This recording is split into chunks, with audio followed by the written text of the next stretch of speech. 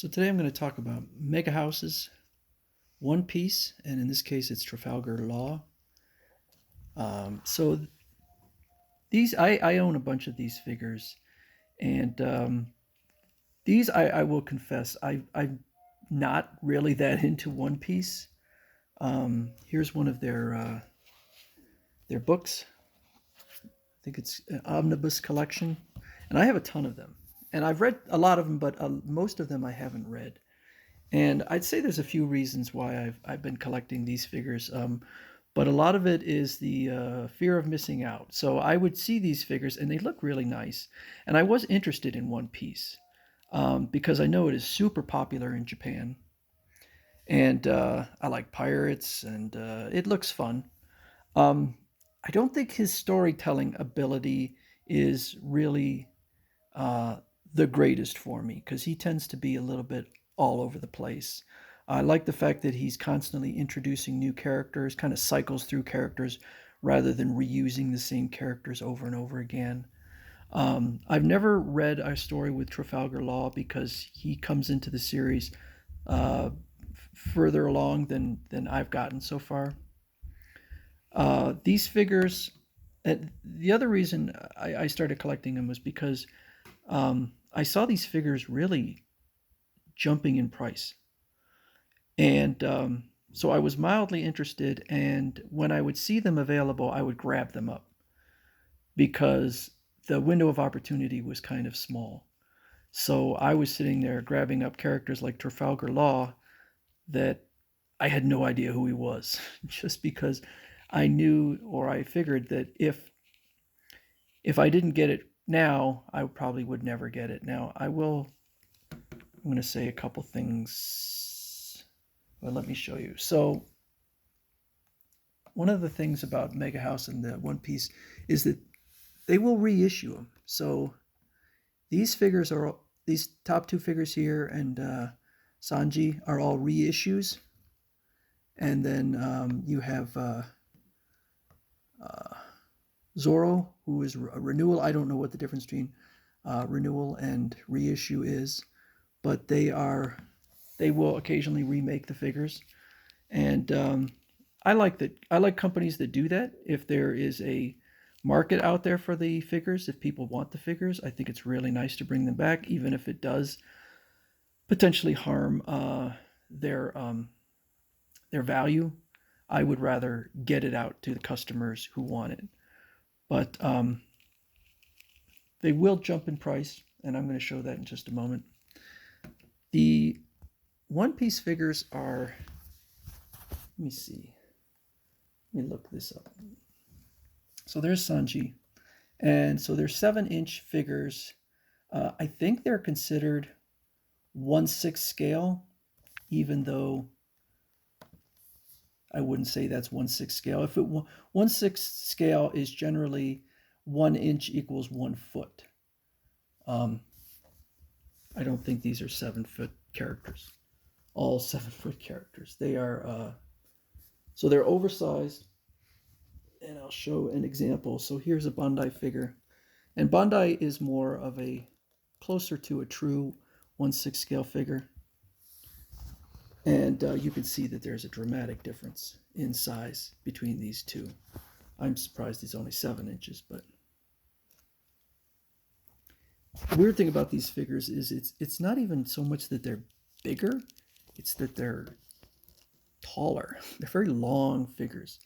Not the greatest for if you want to have them stand without a brace. But I really haven't had problems with these figures. They will stand fairly easily, even without a brace, even though they are so tall. So I'll give them that credit. Um, so the prices on here, 109. That, as far as I could tell, that's the starting price. I've never found a place where I could find the recommended price from Megahouse itself. So I don't know if that's possibly an inflated price, but I think that may be the actual price of these. They have really nice paint jobs on them. So there's the tattoo. Everything is very meticulous. There's a lot of shading in here on the jeans. Really nice looking. Everything is shaded. The colors are very crisp and really pop. So there's his chest tattoo. So I really like the look of these figures, even though maybe I don't necessarily know who the character is. What does it say on here? ETH? I don't know what that means. Deet. Oh, okay. Death. I get it. Okay. Death and death again. All right. So he's got death on both hands. Just takes all 5 fingers to do that. The shirt is kind of a separate plastic piece. Kind of similar to the way Bandai does some of the figures. So it's definitely a higher ticket price than the Bandai figures. I don't know that the engineering is any better. It's got double hinge joints in the elbows. I don't know that I love double hinge joints. They look a bit unnatural. They certainly do give more range, but I'm not sure I love them. But that's, some people do. It's just a matter of taste. Very nice knee joints. These are good quality figures. So that's one of the reasons. He's even got some nice shiny shoes. That's pretty cool. Very tall figures. So if we go on here on Amazon, you can see that the prices are quite high. There's Trafalgar Law, $193.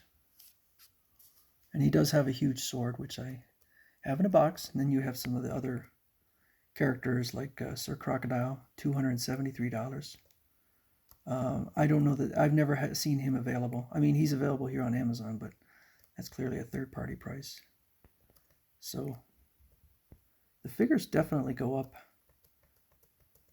in price heavily, which is kind of why I have that fear of missing out. Even with the books often jump up in price. These are pretty cheap, $14, $15 per for a lot of material, but once they go out of print, they often go up in price quite a bit. So I'll be showing off more of these Megahouse figures. Are they worth the money? I don't know. Depends. Depends on whether you like One Piece. Bandai does some One Piece, but really sparse. Very few. I think that Megahouse, as far as I could tell, Megahouse is the one to get for figures. There's a lot of statues out there. Statues are generally cheaper, but I do like articulated figures rather than statues. So don't own any statues, but if you want to go a little cheaper, you can get statues of the characters. So that's Trafalgar Law.